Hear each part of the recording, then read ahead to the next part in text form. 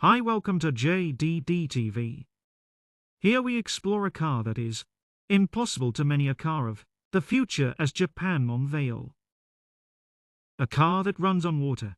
Stay tuned. Thing that could wipe out the very foundation of EV dominance overnight. No press conference, no flashy reveal, just a quiet demonstration behind closed doors in Aichi, Japan. A single prototype, no battery, no gasoline, no hydrogen tank, just water. And within 48 hours, the shockwave had already begun. $17 billion in EV stock value, gone. Tesla staggered, Rivian plunged, Panasonic went red. Because what Toyota's CEO allegedly unveiled isn't just a new engine, it's a direct threat to everything the electric revolution was built on.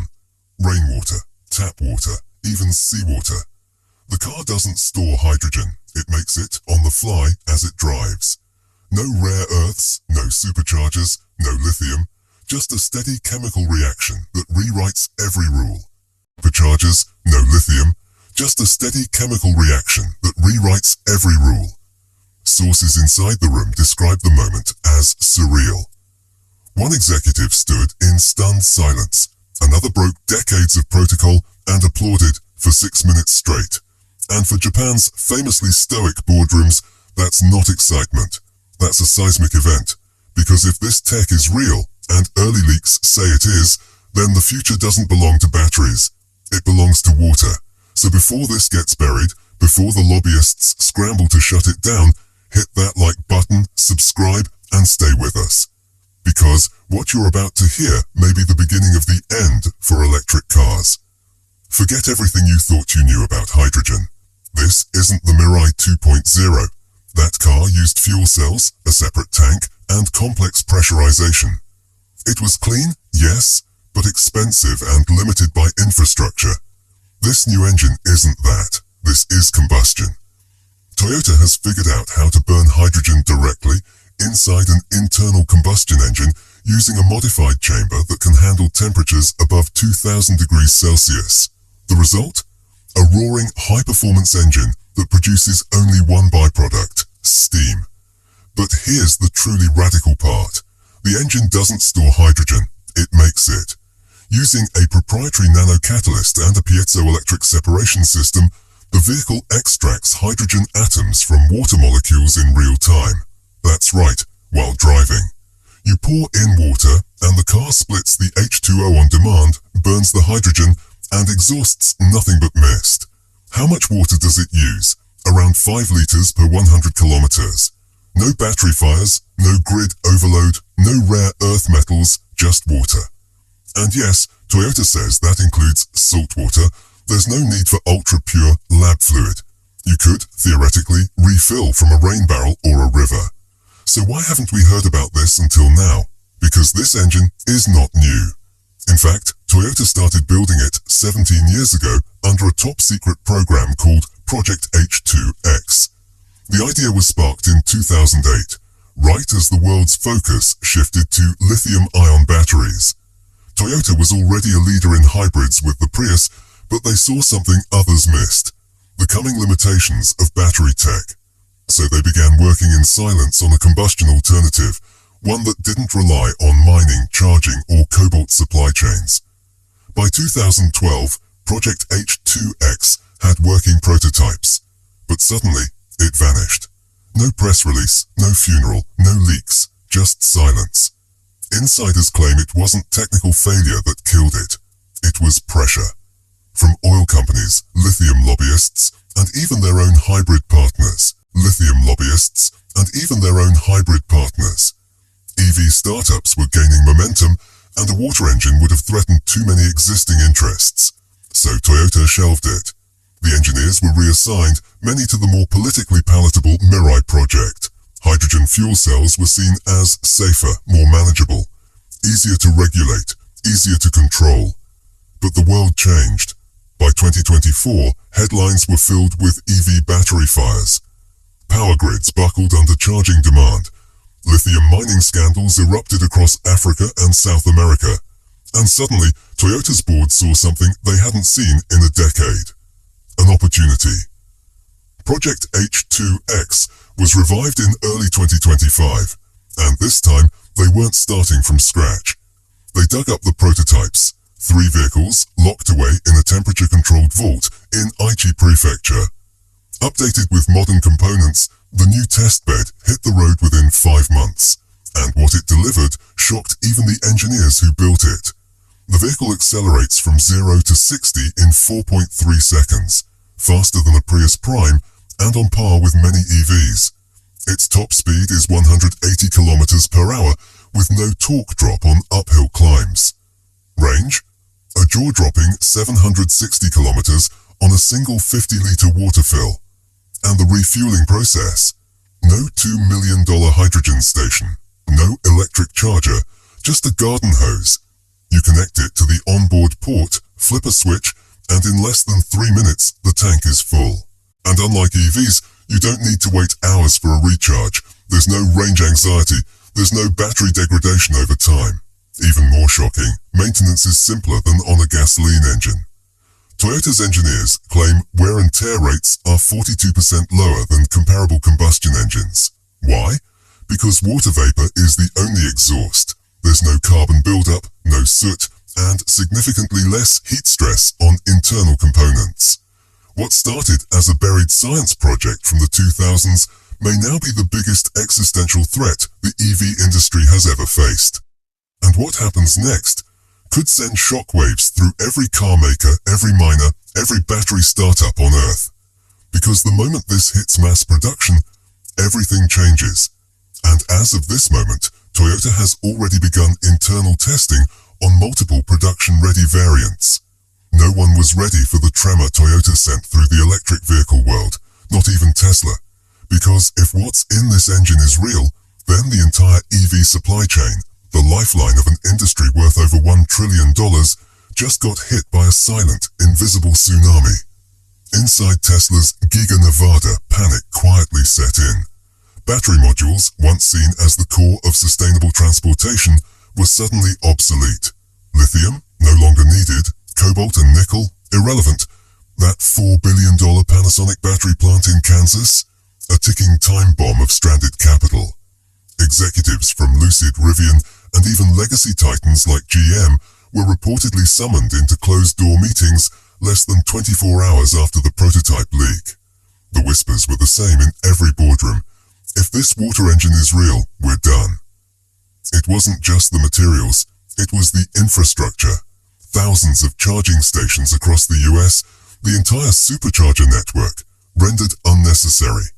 Recycling startups that bet their futures on dead lithium cells were already slashing staff. They saw the writing on the wall. You don't recycle what you don't use. And just as the industry began to comprehend the technological quake, the numbers started trickling in. This wasn't some sci-fi prototype requiring rare earth elements and platinum-lined fuel cells. The total engine cost, $1,320. Less than one-third the cost of a standard EV drivetrain. No onboard battery banks, no high-voltage inverters, just a small water tank, a hydrogen separator, a piezoelectric converter, and a supercapacitor the size of a lunchbox. The operating cost? A staggering 0.8 cents per mile. That's not a typo. Compare that to the 3.2 cents per mile for most EVs, already far cheaper than gas, and the economics just went nuclear.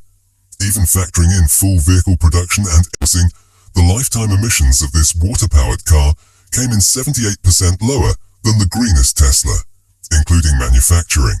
And then came the kicker. Break-even point. 1.4 years. That's how fast an average user would recover the entire premium through fuel savings. After that, it's nearly free transportation, indefinitely. So what kind of magic was buried inside this thing? At its core is something that engineers once called impossible, a piezoelectric ultrasonicator. Using high-frequency mechanical vibrations, it splits water molecules instantly into hydrogen and oxygen on demand, not stored, not compressed, not explosive. The hydrogen feeds a small combustion chamber, while oxygen is expelled or reabsorbed. The energy is buffered not by a lithium-ion pack, but by a dense supercapacitor array that stabilizes current and recharges from the car's own kinetic motion. Cold start? Verified at minus 22 degrees Celsius, meaning it works in winter. Emissions? Lab verified, trace oxygen and water droplets. That's it. No NOx, no CO2, no smog. The tailpipe steam on a cold morning is the only clue that anything is even running. And perhaps most critically, there's no hydrogen tank, no compression, no fire risk. The engine generates what it needs as it drives, like a portable power plant that runs on water and air. So why isn't the world cheering? Because some very powerful people are furious. Within 48 hours of the leak, European Union regulators reportedly issued an internal directive to review all synthetic fuel and alternative hydrogen standards. Translation, find a way to discredit it. Oil lobbyists in Texas, blindsided by a fuel source that doesn't involve drilling, pipelines, or refining, called the announcement a PR stunt, even as they privately began lobbying for emergency fuel tax protections. One US senator allegedly drafted a bill proposing a water usage tax for non-agricultural vehicular consumption. A tax on water, you can't make this up. In China, automotive R&D divisions began pulling archived MIRI documents from university partnerships. Reverse engineering has already begun. Japan's Ministry of Economy was reportedly warned that intellectual theft is now inevitable. As the news spread, Tesla made a shocking move, suspending all upgrades to the Cybertruck drivetrain. No official reason was given, but insiders claim it's because Musk himself wants to understand the water engine before committing to another round of electric innovation. Because if even 60% of this is real, it changes everything. Toyota isn't just threatening the EV market.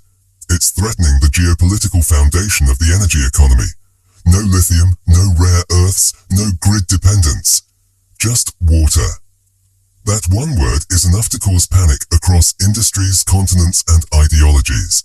Because water isn't controlled. It can't be privatized. It can't be fracked. And when technology makes it the fuel source of the future, you don't just disrupt energy, you rewrite civilization. And the real battle? That's only just beginning. The first casualty? Money. The financial quake didn't stop at Silicon Valley. Just hours after Toyota's secret was exposed, oil markets hemorrhaged value. Saudi Aramco, the crown jewel of petroleum dominance, lost a staggering $41 billion in market capitalization in a single trading day. That's not a dip, that's a rupture. Across the globe, Norway's trillion-dollar sovereign wealth fund hit the brakes on its aggressive lithium mining investments. For years, they'd banked on EVs to be the future. Overnight, their crystal ball cracked. They began unloading shares in lithium startups before the media could even spin the story. Meanwhile, India, quietly but deliberately, began signaling interest in becoming a water engine manufacturing hub by 2026.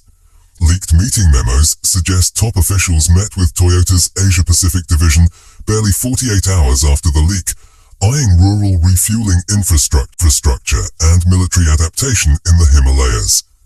The Japanese yen, long battered by inflation, surged back to life.